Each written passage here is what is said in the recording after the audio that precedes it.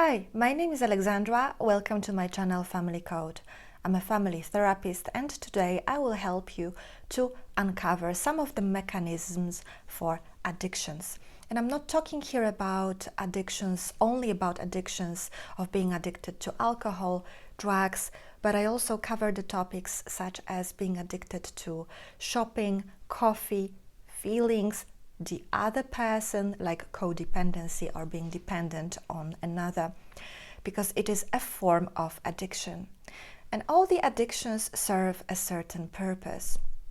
Yes, it is not easy to see them, to get out of them and the state you are in when you are addicted, because these are certain micro behaviors that lead to addictions, for example, in your childhood or codependency.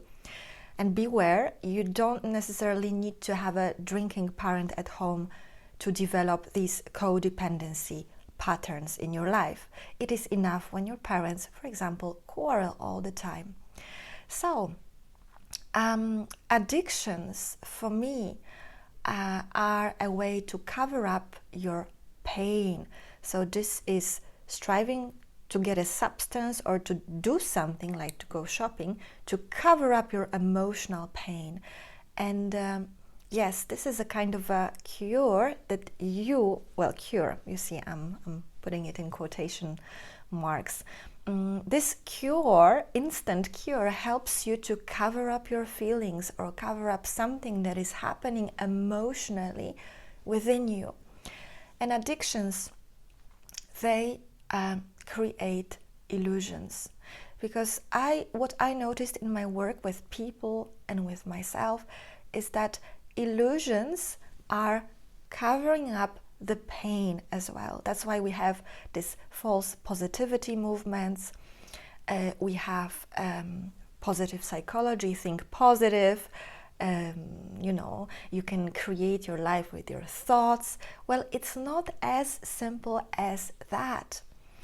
So what addictions do is the person who is addicted, not clean, let's say, so to speak, the person who is addicted creates another world, creates an illusion that contributes to his illness. So you see the wordplay, the words again. Illness, illusion. Ill is a sign that something is not correct in your view of the world, or not correct in how you are, in what you are doing to cover up your pain.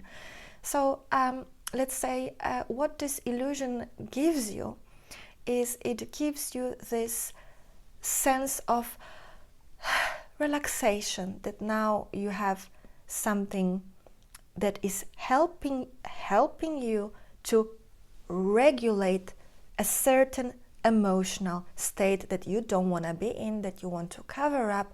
That's how you take this addictive substance or addictive behavior or words or emotions or another person or coffee or shopping, be it whatever you like, and then it takes you away from now. So every addiction takes you away from this moment, because what happens when you drink, I don't know, 2 beers, 3 beers, I don't know how much beer you need to drink to get the effect, because I don't drink beer.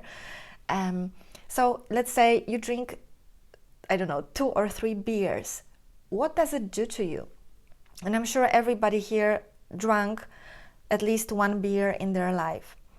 So a beer, what is the effect of the beer on you? Okay, it makes you feel more relaxed, and then you talk with a friend on the lake and have a beer or 2 or 3. So a beer loosens you up. And then another very important thing that a beer makes is that you feel better and you perceive the world through rosy glasses. For example, you are a man, you see a woman, you are after 2 or 3 beers, and usually you wouldn't pay attention to her because she's not your type. but after a beer or 2 or 3 or I don't know 4, you tend to see her as pretty. So alcohol is kind of coloring up your life, how you see the world. That is, putting it in other words, creating illusion.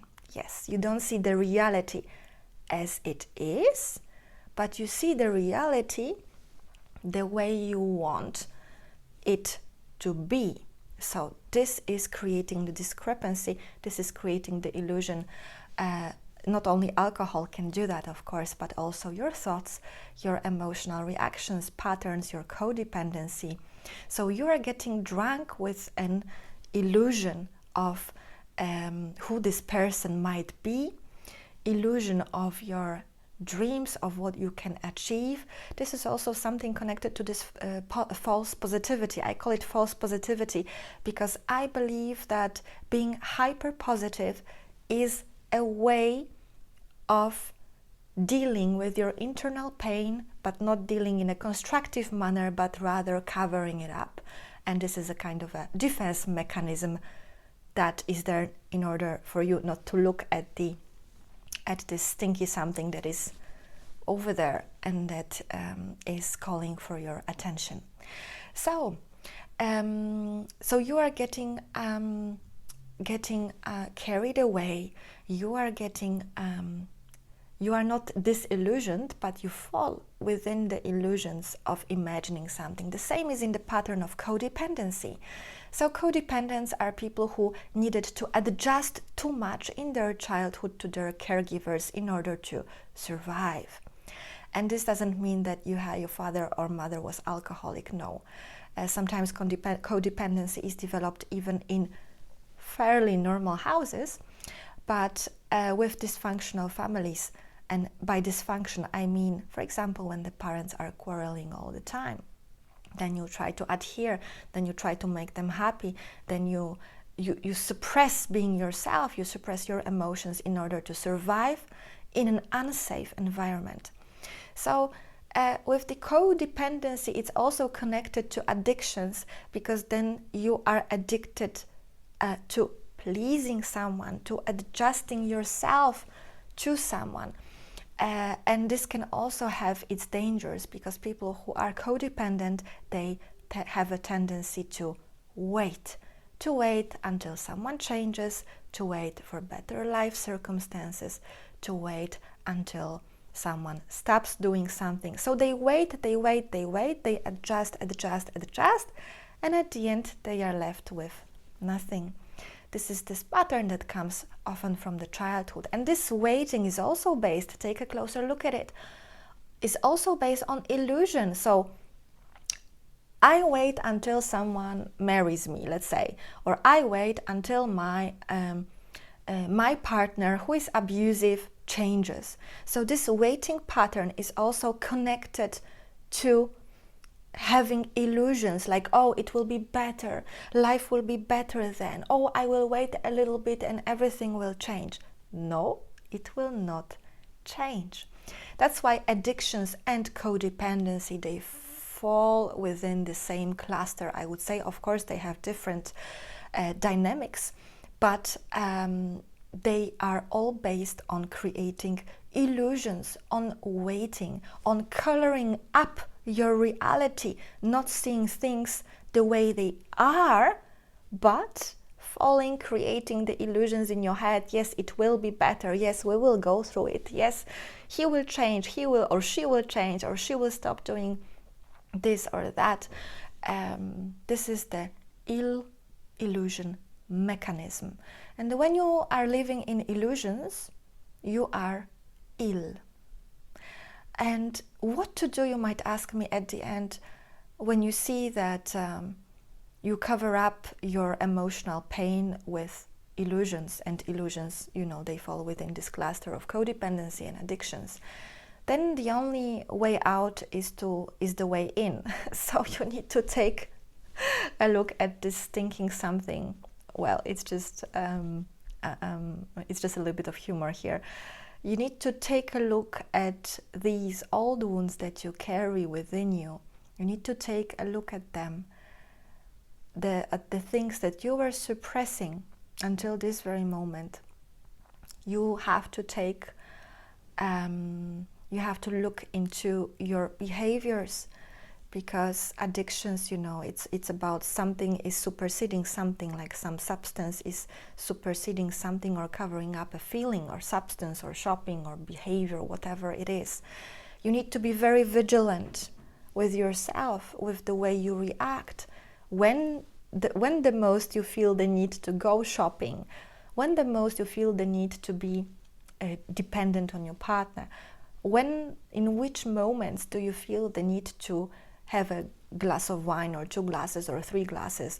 You need to figure out a pattern. You need to be your own detective, like I said in my previous video, and check what are the patterns, in which situations, in which emotional states I am needing the substance, I am needing this or that to regulate